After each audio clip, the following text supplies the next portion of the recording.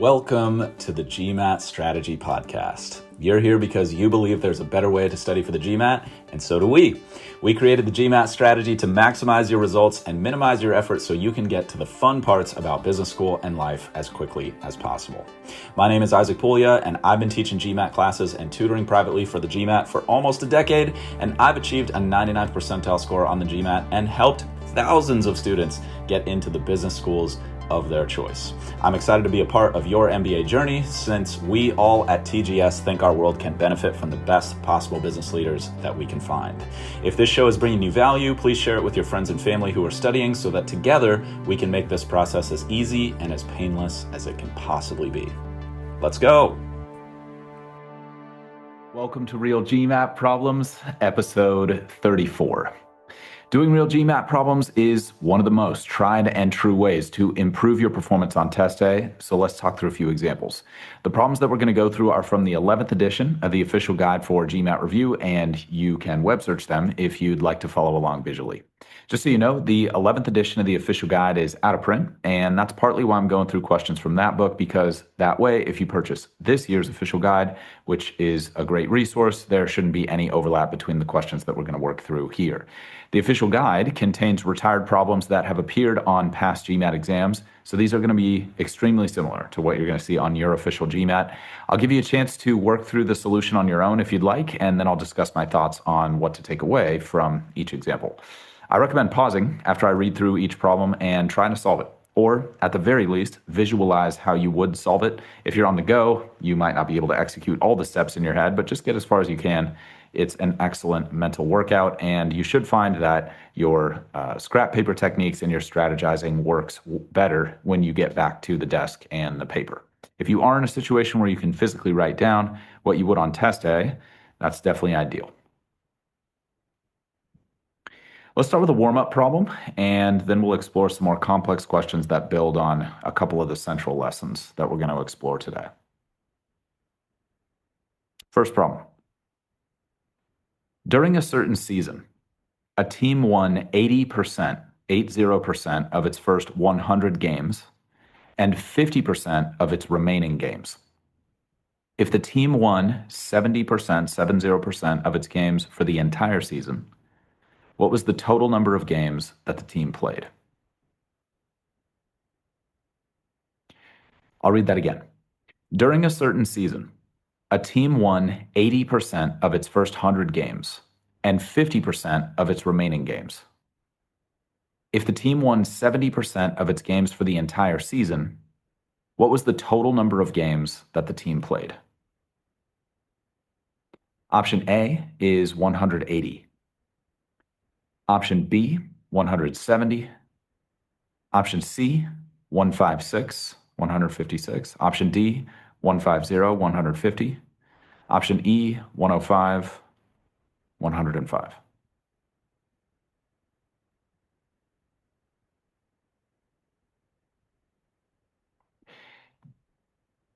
So wanted to dig into some longer word translations, some deeper dives on word translations specifically.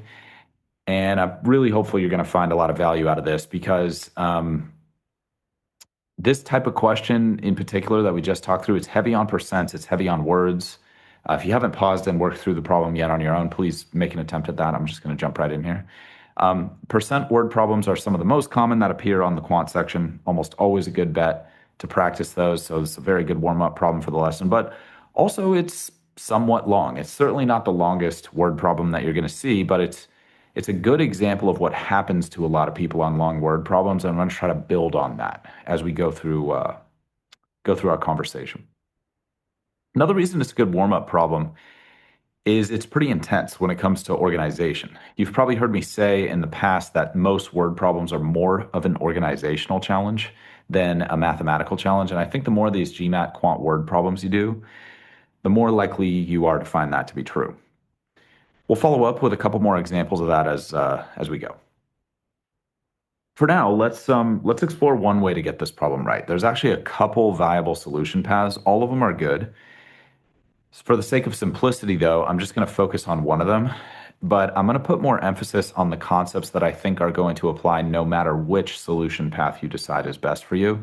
And I think that's what most of us need with word problems at virtually all stages of our prep. Certainly at the beginning, but even deeper into your prep, it's like choosing the right strategy is extremely important. Don't get me wrong. Like you definitely want that and you want to work on that. I'll give you some advice, and I've given a lot of advice in past episodes about how to improve with that. But I also think the process piece can use a lot of emphasis, and I don't think that's as emphasized in a lot of paid programs that I see on the market and in a lot of free content out there. So, going to try to fill in that gap for you here. Let's just jump right into this solution, and I'll talk about the themes that I was just discussing more as we go. So the first key to a great solution to a problem like this is just writing what's given and asked clearly. That should come as no surprise if you've been following me for some time and this content for some time, but it doesn't make it any less true. And for some of you, that might even sound redundant or maybe even like overly obvious, but even so, you might be surprised how few people do this well consistently. It's actually not that hard to do things well once in a while. But to do things well 100% of the time, that's usually really, really, really challenging for people. In fact, if you're struggling to be consistent in general, whether that be with your study time or your approach to questions, or just basics like sleep, diet, exercise, etc. We've got an episode on how to be more consistent in general, specifically related to the GMAT and your GMAT prep. That's linked below for you. It's not medical advice. I want to be clear about that, but it should be super helpful. Let's assume, though, that you've written everything that's given and asked on this problem clearly. Where do we go from there? I think some people see obvious places to start. But if you're ever unsure where to start, once you've got the given information mapped out, look for any places that you can combine pieces of information or make simple calculations. So again, I just want to reemphasize this. What I'm about to do is not the only way to do the problem. If you see an obvious place to begin the problem, then you don't have to take the advice I'm about to give right now. Go for what you see and get momentum. No, however it makes sense to you. But I'm more speaking to folks who like feel like they're stuck or dead in the water. Like, okay, I like wrote everything down. Like now I'm staring at my page. Where do I go from here? I'm like frozen.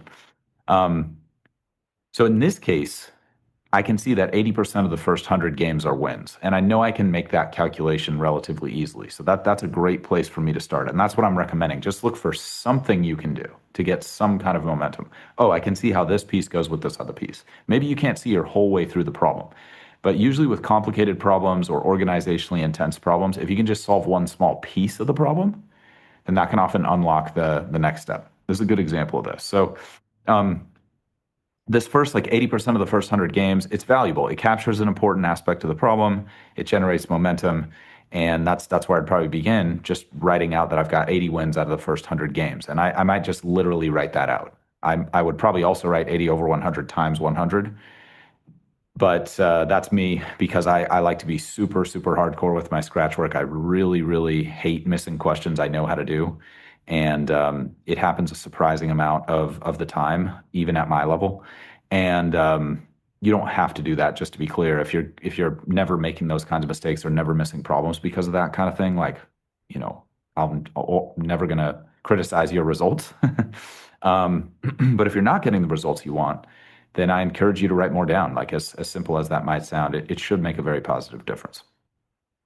So I'm just going to start by writing at the very least 80 wins out of the first 100 games. That might not seem like a big deal, but I have a little bit of traction on the problem now. You might recall from some of our recent conversations about word problems specifically, how useful it is to organize information in simple tables with rows and columns. And while I don't think that's essential here, I think you will probably find it pretty valuable. And this is especially true if you're like, okay, I got 180 out of the first 100 games. Now what do I do? Now I'm like stuck again. I'm frozen again. So a good way to recognize when it's going to be valuable to use rows and columns to organize what's happening in the problem is when there's some kind of comparison. This could be tickets to a show for adults versus tickets to a show for children. some kind of comparison like that in the problem. Or maybe like 2023 prices versus 2024 prices, or 2023 sales versus 2024 sales, or revenue versus profit, some kind of comparison. A recent question we worked through together had workers on a day crew and workers on a night crew. That's also like a good signal, like probably going to do some rows and columns here to get myself organized. Anytime you're comparing groups, you're comparing time periods, maybe you're comparing parts of a whole, rows and columns, likely to make a hugely positive organizational effect. And it's just going to make questions that are a challenge to organize otherwise a lot easier. Now, I can't say that's true 100% of the time. Obviously, if you're implementing the strategy and it's not working for you, there's plenty of alternatives. And you can feel free to reach out to us anytime. We're at the GMAT Strategy on current social channels. You can email us, contact@thegmatstrategy.com. And we'll do everything we can to help you out. If we can help you out for free, we'll absolutely do that. And I would say like 99% of the people who DM us, that's what ends up happening. So yeah, feel free to reach out if this kind of stuff is not working for you and you feel like you need a different approach and you're having trouble finding good advice elsewhere. Going back to this problem, do you notice anything in this problem that might suggest a comparison or parts of a whole? I'm looking at things like games won versus total games, or first 100 games versus the rest of the season.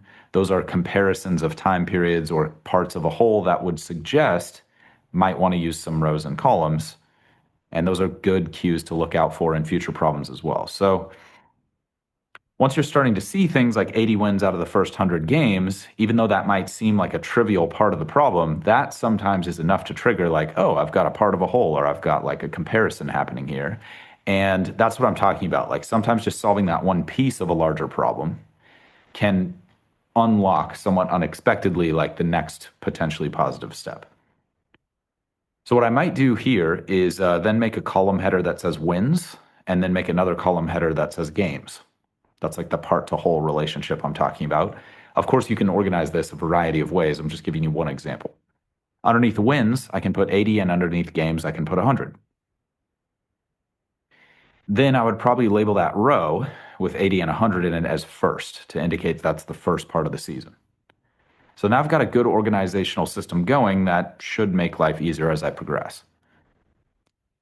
Then what I like to do is just go back to the problem and ask myself, what given information have I not used yet? It's extremely unusual for quantitative questions on the GMAT to present you with information that you don't need to answer the question. So if they're telling you it, it's probably essential for answering the question. So if you get stuck, it's good to go back and ask, what given info have I not yet used? That's often a key to the next step.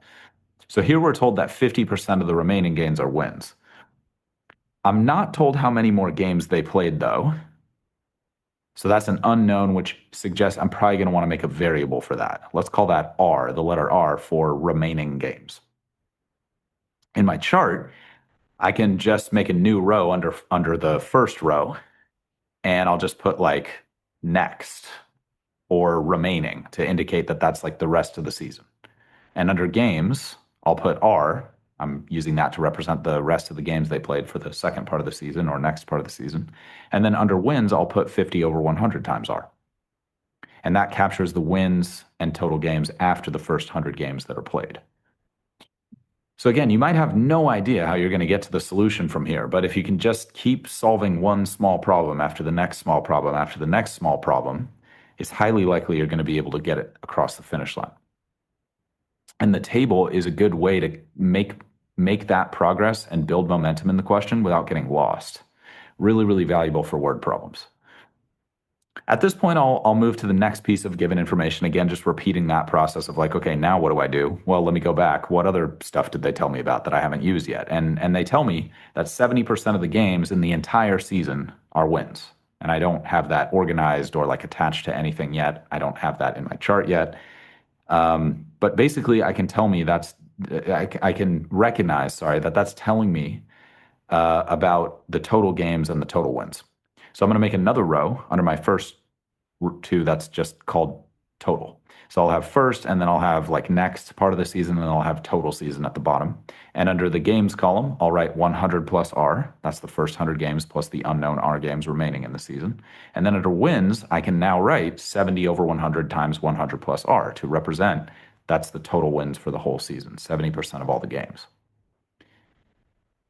And I think at this point, that table makes the final connections that we're about to make to solve the question way easier for most people to make. Some problems are just flat out hard. We're not going to be able to make them easy, but we can make them easier by using good organizational strategies and just being consistent in our approach. More on that later. For now, though, let's stay focused on this problem. Hopefully you can see that you can take the top two entries in the wins column, that's 80 for the first 100 games, and then 50 over 100R for the next remaining games, and add those together. And if you add those together, that should equal the total wins for the whole season. We just wrote an expression for total wins for the whole season. So now we can make an equation, and equations are great in these kinds of questions because usually that means I can solve for the unknowns, which is what I want to do here.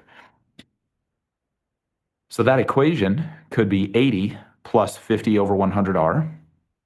That's the total wins from the first and second part of the season that we're told about. And then we can set that equal to 70 over 100 times 100 plus R, which is 70% of all the games played. And we know that's also equal to the total wins. Now, I just want to reemphasize here, plenty of you probably do not need these rows and columns in order to make those connections or get to that equation. That's totally cool. I'm not saying you have to do this. Again, I'm never going to argue with your results. If you're getting incredibly good results without doing anything I'm talking about here, don't stop what you're doing. Don't take my advice. Just keep getting incredible results. But my guess is you will probably benefit from using a table like this, even if it's on harder or more complicated questions where maybe it wasn't as easy or automatic to get that stuff to come together. So yeah, hopefully I'm just showing you how you could recognize when it could be a good idea, and then it's up to you to experiment and figure out what's going to work best for you. Now, for others of you, you'd be totally stuck in this problem without the rows and columns. So hopefully that makes the problem a lot more solvable, at the very least, makes it faster. Now, it's probably worth noting, and I've talked about this in the past, that it might feel slower. You might feel like you're going too slow when you're setting up the problem, but the objective of the exam is not to feel good. There's plenty of other things you can do with your life to feel great that are going to work out a lot better than than this, unless you love really hard puzzles or really difficult standardized exams that just get more and more difficult the more your skills grow. And if you don't know how the scoring algorithm works, we've got a video on our website. That's linked below, but it's just the gmatstrategy.com. I recommend checking that out. It'll teach you how to deal with the scoring algorithm and how it's different from other exams. But yeah, the test is adaptive as you get more questions right. The questions that the exam shows you are more difficult. So it's a very, very difficult exam by nature. And again, this just comes back to like, maybe we can't make it easy, but we can make it easier. And we can definitely make your score represent your skills better by adding some technique and some process and some fundamental habits that I think you'll find quite valuable. So that's what I'm doing my best to share with you here. Okay, so back to this question. We recognize that there's a comparison here, wins versus total games. And we used that information to create some rows and columns. And then we just started calculating based on what was given. And then we ended up figuring out a relationship we can use to solve. So that's the basic workflow on a lot of these word problems. You're just going to be doing those things that I just talked through over and over and over again. There's tons of ways to solve the final algebra. I'll walk through one potential way to do it in a moment, just in case it's helpful, but I'm going to just gloss over that for a second, make a couple points just so we don't get lost in the details, and then I'll double back on the details for you if you find that valuable. So if you execute the algebra well, you're going to get that R is equal to 50. And this is also a place where having the rows and columns can really help you out, because you hopefully will be able to see like 50 does not represent what the question's asking for. You want the total games played. That's what the question's asking for. And as part of our table, we've got 100 plus R written in the total row underneath the games column. So hopefully that would help you see that the correct answer is going to be 100 plus 50, which corresponds with answer option D, as in delta.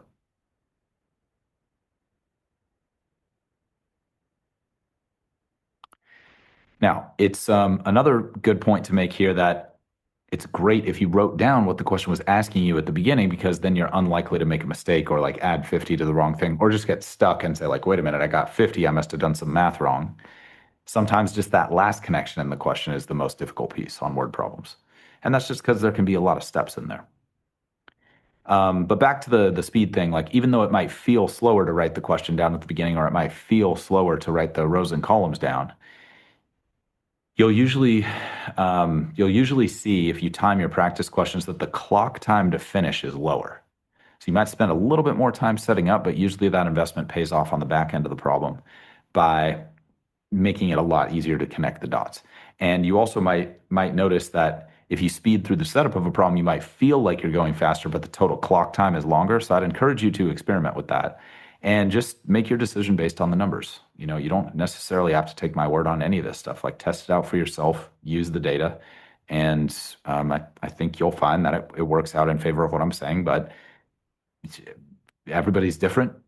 I definitely don't want you taking this advice if it's not going to help you. So please test and please validate. Trust but verify, as they say.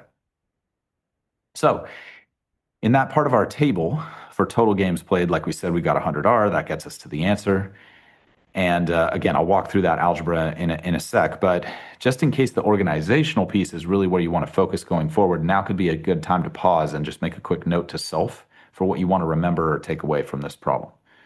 If you're on the go, you can just send yourself a quick text or email and remind yourself to make a note about it later. But if you liked the writing what's given an S thing, that's a good takeaway. If you like the rows and columns thing, that's a good takeaway. If you liked what I was talking about how to recognize when you want to use rows and columns, like if there's a comparison or if it's part of a whole, also good takeaway. But maybe there's something else that you realized here from our discussion, and I'd encourage you to note that to yourself as well. Okay, just quickly solving the algebra, let's bring back our equation. It's 80 plus 50 over 100 times r equals 70 over 100 times, in parentheses, 100 plus r. I'm just going to go through this kind of quickly because I've done a lot of algebra on the podcast. But if you want some brushing up on your algebra skills and your equation solving skills, then we'll have a Math Basics episode linked on that for you below. And that should really help you upskill or reskill with equations if it's been a long time and you're just starting out your prep, which is the case for many of us. Let's distribute the 70 over 100 on the right side of the equation. That gets us on the right side 70 plus 70 over 100 times r. And then let's combine some like terms by subtracting 70 from both sides. So on the left, we've got 80 plus 50 over 100r. On the right, we've got 70 plus 70 over 100r. So I'm subtracting 70 from both sides. On the left, that gets me 10 plus 50 over 100r equals 70 over 100r. Let's subtract 50 over 100r from both sides to get 10 equals 20 over 100r. Let's reduce 20 over 100 to 1/5. We've got an episode on fractions, Math Basics with fractions, linked below if you're not sure what I'm doing there. And then that gives us 10 equals 1/5 r. Multiply both sides by 5 to get r equals 50. So again, many ways to solve the algebra there. That's just one way. And just talking you through that just in case that was a place where you got stuck or couldn't figure out what was going on. If you want to brush up on any of that, like I said, we got those Math Basics episodes below, and that's where I started. I had to brush up on all this stuff. I had forgotten tons of Math Basics by the time I got around to studying for the GMAT, and it's a totally fine, acceptable place to begin. And that's why we made all that Math Basics content for you. So just putting a bow on this one. As I said before, there's other ways to conceptualize the problem. You don't need to use rows and columns, as I'm suggesting, and you don't even need to use the kinds of equations I just walked you through. But in order to make this problem, as useful as possible for as many people as possible, I chose to just focus on those elements. Since the shortcut methods, they're probably going to make sense to anyone who's got a lot of experience. And the shortcut methods that you might find elsewhere probably won't make much sense if you're just starting out. So I've tried to be kind of like process neutral or approach neutral, and just try to give you what I think will be the most usable no matter which steps you decide to take or which strategy you find most appealing, or where you are in the prep process, beginning, middle, or end. But I did want to mention that these aren't the only methods that you can use to solve. Just one more time, I really like to emphasize that as much as possible. If you find a different method you like, chances are that's going to be a great bet for future problems that are similar to this one. No need to change what you're doing if you're already having success, like I said before. Now, I chose this one as a warm-up because there doesn't seem to be a major pitfall on this problem. Most of the wrong answers are just evenly distributed between A, B, C, and E, the other options. So it looks like people either know how to get this right and then they get it right, or they just get totally stuck and like guess randomly. So that's where I thought having some process help could be valuable. If you're struggling with word problems in general, either the translations part or the comprehension part or the speed part, the fundamentals that I just discussed, which is prioritizing good organization, should help quite a bit. Having said that, I do just want to make one final mention here. It usually takes more than just a handful of problems to build speed with word translations, and it often takes quite a bit of effort. So don't be afraid to start slow. That's where I started, and it took me a lot longer than I wanted it to build a good approach and build speed with these. But it's more than worth it. So don't be afraid to put a lot of energy into your word problems approach. Don't be afraid to put a lot of energy into your word problems practice. Again, percents and word problems are two of the most common topics in the quant section, so any time spent there is generally time well spent. Okay, now that we're warmed up, let's try a couple more examples of word translations. I'm going to try to stick with that theme for the rest of this lesson, and we're going to build on the basics here. Next problem. The problem says Jack is now 14 years older than Bill. If in 10 years, Jack will be twice as old as Bill, how old will Jack be in 5 years? I'll read that again. Jack is now 14 years older than Bill. If in 10 years, Jack will be twice as old as Bill, how old will Jack be in 5 years? Option A is 9. Option B is 19. Option C is 21. Option D is 23. And option E is 33. Again, recommend pausing here. Get as far as you can on your own. Really interesting follow-up to the previous problem, I thought, because on the surface, I think this one looks a lot simpler. But it turns out that while 13% of us missed the first one, 20% of us miss this one. So it definitely appears to be a bit more challenging. Let's dig into that. Let's see if we can make this particular problem easier and age problems in general a bit easier for you, because I think a lot of people find them pretty painful. Let's start with the fundamentals. Just write what's given and asked. We're told Jack is 14 years older than Bill. We're given a relationship between their ages 10 years from now, and then we're asked for Jack's age in 5 years. So you'll want to note that however it makes sense to you. Like the previous problem, there are a few different approaches that can work. So I'm just going to go through one, but again, I'm going to put the emphasis on the process, like things that you can bolt on to however you like to strategize here that should be helpful. Some of you might be super comfortable going straight to algebra and using equations. Some of you might be able to reason your way through the problem using logic. Others of you might feel more comfortable plugging in the answers and guessing and testing. All those approaches work well if you're comfortable with them and you execute well. So once again, let's focus on the execution part, and let's try to build good habits. Let's start on this one with where most of us seem to be going wrong, and then we'll use that to build out a system that'll minimize the risk. A lot of folks don't struggle with that first piece of information. If Jack is currently 14 years older than Bill, we can create a variable for each one and make an equation something like J equals B plus 14. A lot of folks can get there, but then it's clearly very tempting to do the next part of the problem incorrectly by translating the if in 10 years part wrong. So it says if in 10 years Jack will be twice as old as Bill. A lot of folks go for J plus 10 equals 2 times B. That's really tempting. And I've seen a lot of folks do J plus 10 equals 2 times B plus 10. And that second one seems to be super popular in this problem. If you take the first equation, J equals B plus 14, which is correct, and then you take J plus 10 equals 2B plus 10, which is not correct, then you'll wind up with 33, which is option E.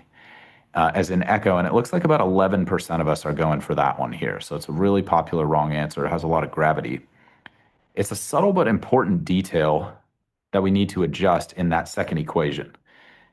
Because if we do J plus 10 equals 2 times B, and then we just add 10 to the 2B, we're actually doubling Bill's age first, and then we're adding 10 years. But we actually want to go the opposite direction. We want to age him into the future 10 years, and only after that do we want to double it. So to be clear, first he ages 10 years, and then at that point, Jack is twice as old as he is. So we have to get the plus 10 first. We can't do 2 times b plus 10. Otherwise, PEMDAS, order of operations, is going to dictate that we multiply the b by 2 first and then add the 10 later. And that's going to give us the wrong answer. In order to get that relationship right, we'll just use a set of parentheses and we'll write the equation as j plus 10 equals 2 times in parentheses b plus 10. That is the correct way to translate that piece. So that triggers the right order of operations. If you want to refresh on PEMDAS or what I mean by order of operations, we got a Math Basics episode on that linked for you below as well.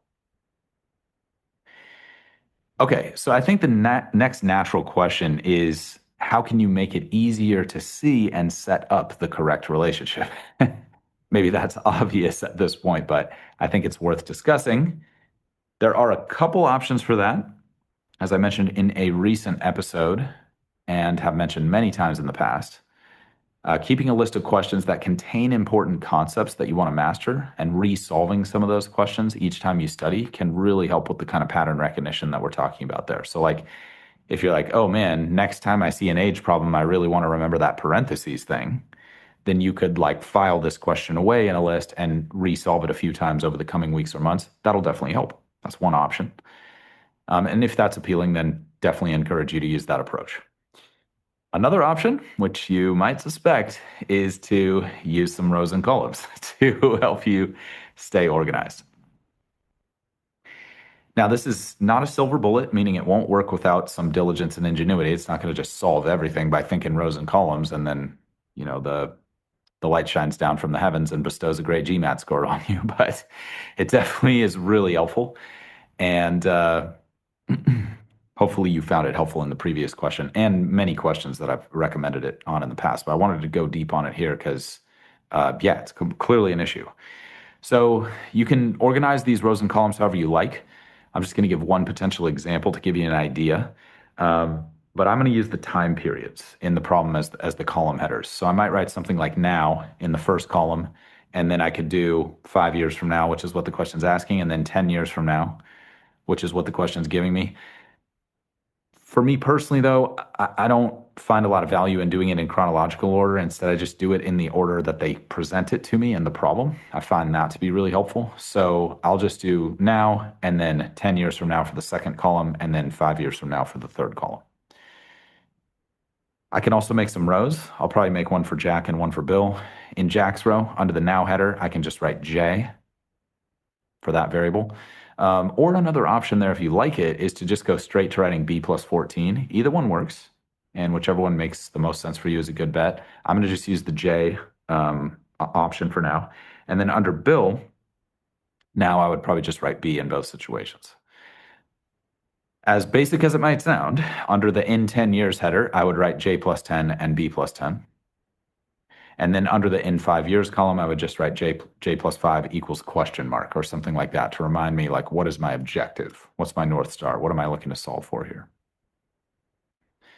From there, a lot of the math is going to be exactly the same as what we just did, but I have found that having that very organized setup really helps cut down on the algebra mistakes, like the missing the parentheses piece, or like doing 2b but forgetting to age Bill 10 years in the future at all. That's also really common, like I said. It's quite a similar tip that I gave for word problems a couple months ago, somewhere around episode 26, when I recommended writing some like half math and half English as your notes after you read a word problem, but before you set up an equation. So this rows and columns thing, it's kind of like a version of that, where it's a bridge between the logic of the question and the equations you're going to set up.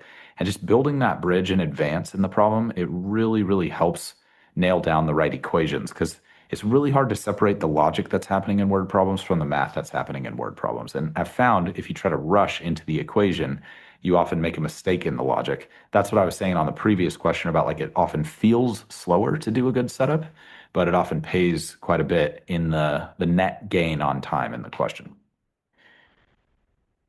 So because J plus 10 equals 2B plus 10 is super close to being right, and that's just a small difference in logical understanding, having that slightly increased odds that you're going to have the right logical understanding, it could be the difference between getting this question right and wrong. It's like those small little setup differences that compound as you go through the question. You can see from the numbers here, it's super, super easy to mix that up. So while you definitely don't need to use rows and columns here, it does work well, scales really well also, meaning it applies to a wide variety of situations without much modification. So that's why I'm making a push for the rows and columns here. Again, I'd recommend pausing here and asking yourself whether there's something valuable for you to note to yourself based on our discussion. I'll just quickly go through the correct math and the correct solution. So if we set it up properly and we have j equals b plus 14, and then we've got the correct equation of j plus 10 equals 2 times b plus 10 in parentheses, then we can just do some simple order of operations, do some algebra, and solve. So I'd distribute the 2 on the right-hand side of the first equation. So I'd get 2b plus 20 on the right side. I would subtract the 10 from the j plus 10 on the left. Combine some like terms, I would get j equals 2b plus 10. And then I would solve for b in the original equation. J equals b plus 14. I'd subtract 14 from both sides, get b equals j minus 14. And that's because in substitution, I want the b to disappear because I'm solving for j. So we've got a whole math basics episode on that linked below for you called Systems of Equations, how to solve multiple equations at the same time. Might have been a while for you. So I'll substitute in j minus 14 for b. So I'd wind up with j equals 2 times j minus 14 in parentheses, and then plus 10. I'll distribute my 2. So I'll have j equals 2j minus 28 plus 10. So I'll wind up with j equals 2j minus 18. We'll subtract j over from the left side. I'll add 18 over from the right side, and I'll get j equals 18. Now, they were nice to us, and they didn't put 18 as one of the answer options. But on a harder version of this question, they might have done that. So that's why you also want to have in your chart j plus 5 equals question mark, and that'll help you get to the right answer, which is 23, which also happens to be option D as in delta. Okay, so again, slight little wrinkle at the end of the problem. They'll often throw that kind of thing in there just to test your organizational skills, test your fortitude, test your mental stamina, test your attention to detail. All the things that most of us would say we admire in great business leaders. Not saying that this test measures your leadership potential perfectly. It definitely doesn't, but they're at least trying to measure those types of skills.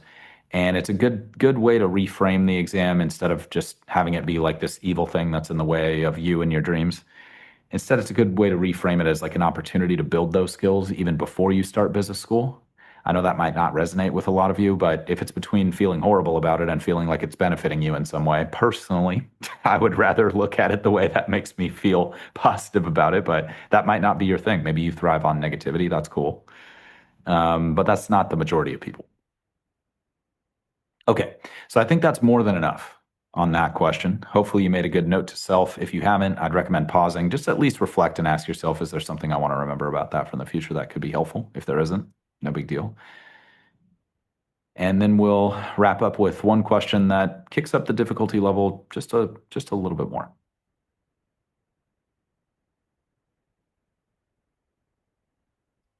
Last problem for you. The problem says, a store currently charges the same price for each towel that it sells. If the current price of each towel were to be increased by $1, 10 fewer of the towels could be bought for $120, excluding sales tax. What is the current price of each towel? I'll read that again. A store currently charges the same price for each towel that it sells. If the current price of each towel were to be increased by $1, 10 fewer of the towels could be bought for $120, excluding sales tax. What is the current price of each towel? Option A is $1. Option B is $2. Option C is $3. Option D is $4, and option E is $12.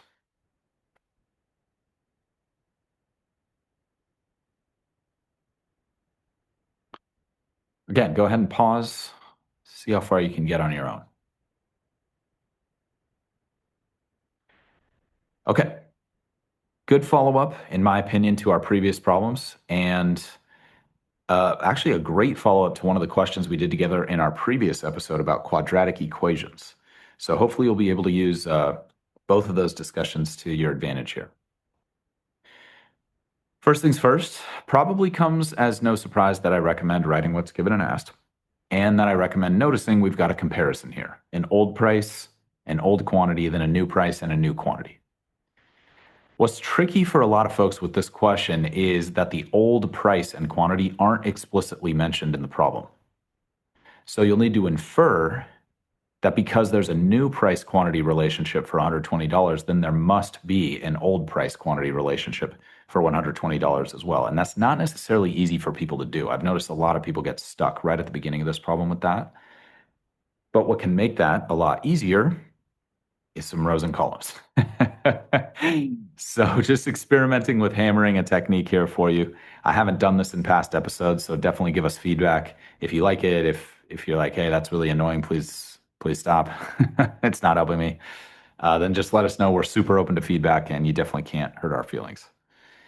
Again, we're at the GMAT Strategy on current social channels, and you can email us contact@thegmatstrategy.com if you prefer email.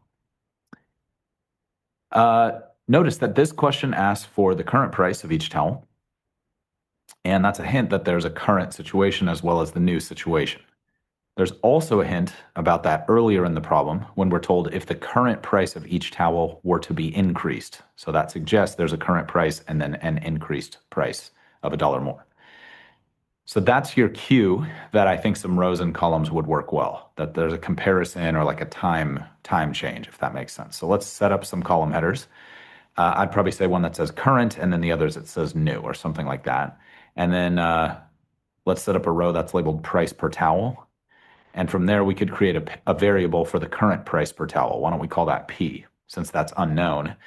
And then under the new column, we can write P plus 1. So it says if the current price were increased by $1, it's like, okay, well, I don't know what the current price is. If there's an unknown in the question, that's usually the signal, make a variable that represents that unknown. Then you can operate on that unknown. Once again, using the same technique I used in the first problem, just going back to the given information, saying, okay, what have I not used yet? It says 10 fewer towels can be bought for $120. So let's make another row for number of towels. We'll make the current number of towels you can buy for $120 T. Again, that's an unknown. And then under the new column, we can write T minus 10. So again, I think that rows and columns of like current versus new can help you backtrack the inference of like, oh, I need a variable. I need some kind of expression, some kind of relationship for the current situation. And then I can operate and figure out what the new situation is.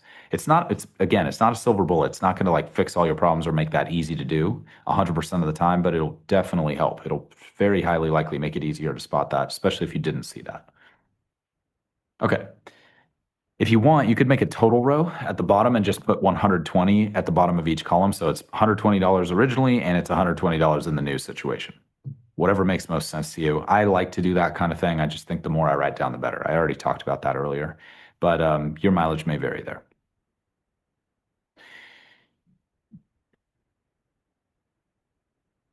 I think this question is like pretty representative of what I'd call like medium difficulty level algebraic translation questions. You'll probably see harder stuff, but you'll definitely see easier stuff as well.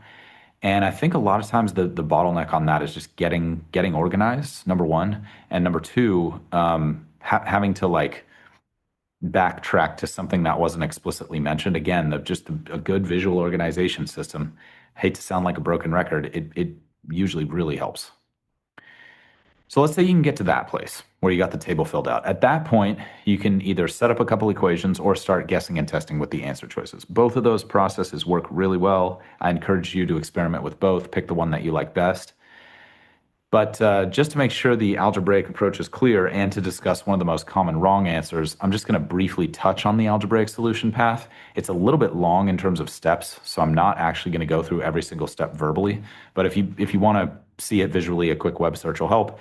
And then you obviously can work through the algebra yourself as well. But I am just going to talk about like kind of where you begin and where you get, gloss over that, and then talk about the pitfall here. So what happens if we take that information in the chart and use algebra is we'd get two equations. The first one for the original situation would be P times T equals 120. That's your basic price times quantity equals total cost. So price per towel we set up as P, total towels we set up as T, P times T equals 120. Then the new situation is P minus 1 times T minus 10 equals 120. So that's sorry, not P minus 1, P plus 1. My apologies. Just had a little typo in our notes there. So we're increasing the price per towel by $1. That decreases the quantity of towels I can buy for $120 by 10. That's how we could represent that. Question asks us for P, the current price of each towel. And again, if we use some substitution, we would isolate T in the first equation, substitute in. Again, we got that math basics episode below on substitution if you're a little fuzzy on that. And then you're going to wind up with a quadratic equation. If you do out the math, then you're going to wind up with like a P squared minus blah, blah, blah, blah, blah equals 0. And that's something we were just discussing last week. We've also got a math basics episode linked below for you on quadratic equations if you want or need to upskill on those. Like, what does a quadratic equation mean? How do I solve them? How do I factor them? That kind of stuff. Might have been a while. Might have been a while if you're just starting out. Now, again, the solving piece is a little long. So let's just say that you do all the algebra right and you know how to factor quadratic equations. You would eventually get down to P plus 4 times P minus 3 equals 0. From there, you'd probably figure out that there's two possible solutions that make that equation work, -4 and +3. Now, if you do that properly, you would get +3, which is the right answer to this question. That's option C, as in Charlie. But I'll read the options for you again and just see if you can guess what the most popular wrong answer is. A is 1, B is 2, C is 3, D is 4, E is 12. Remember, the equation we got was P plus 4 times P minus 3 equals 0. If you're thinking the most popular wrong answer is D, $4, then you're right. So about 11% of us are going for that one. And that really hurts. That really, really, really, really hurts because at that point, you've done all the math exactly right. And then you're just switching your negative sign in the factored form of P plus 4, P minus 3. So I just wanted to put a little bit of additional attention beyond the rows and columns thing on the, hey, make sure you're solving for the right thing idea, which is just a big, big knife in the side if you're not super careful with that. So if that is happening for you, writing the question at the top of your scratch work really helps with that. Putting a box around the question, circling the question, that can really help with it. And then just double checking each step of your computation. I've talked about that a ton in the past. I know that might sound redundant, but I'm just saying it a lot because for me personally, I generally need to be reminded of things way more than I think I do in order for it to become a habit. Like for me to get to the place where I don't need to put effort into executing on it. So just trying to help that for you and just kind of give what I needed back in the day when I was really struggling with this thing. So if you find yourself making those kinds of mistakes, like choosing D instead of C here because of the negative sign thing, just make that habit, double check every step of your algebra and arithmetic every single time, 100% of the time. And if you struggle to do things 100% of the time, just check out that episode on how to be more consistent. It's called How to Score High Consistently. Okay, so a couple reasons that one might seem a little tougher than the previous two is for sure the math is a bit more intricate. If you actually do the algebra out, there's quite a few more steps than the previous questions. I also think the setup's a little bit less intuitive. I talked about that a good amount. Like you have to infer the original situation, even though it's not explicitly mentioned.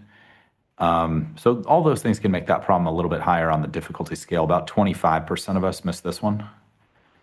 So 13% of us missed the first one, 20% of us missed the second one, 25% of us missed this one. So just by the numbers, this one's a little bit tougher. I think it makes sense. But hopefully what I talked about there and what we talked about with quadratics in the last episode and some of the math basics that I recommended, I think if you put all that together, you've got really, really good odds of success on this one. So, one final time, I recommend you pause here. Just make a note to self if there's anything you want to remember from our discussion about this one. And we'll be back soon with more tips, more strategies, more advice, more walkthroughs, more breakdowns to put you on the fastest possible path to success. That's our objective for you here. As I said, if you have questions or feedback, you can reach us anytime at the GMAT Strategy on current social channels. Contact at thegmatstrategy.com for email. We're happy to help. In the meantime, if you want more tips and strategies for optimizing your performance on the exam, just head to our website, thegmatstrategy.com, which is linked below as well. And check out our free video that I mentioned earlier on how you can reach your dream GMAT score in half the normal time. Even just understanding how the algorithm is different from typical exams will help tremendously. In the meantime, this is a regular show, so please subscribe and please stay positive and stay consistent with your studies, everybody. Talk to you all soon.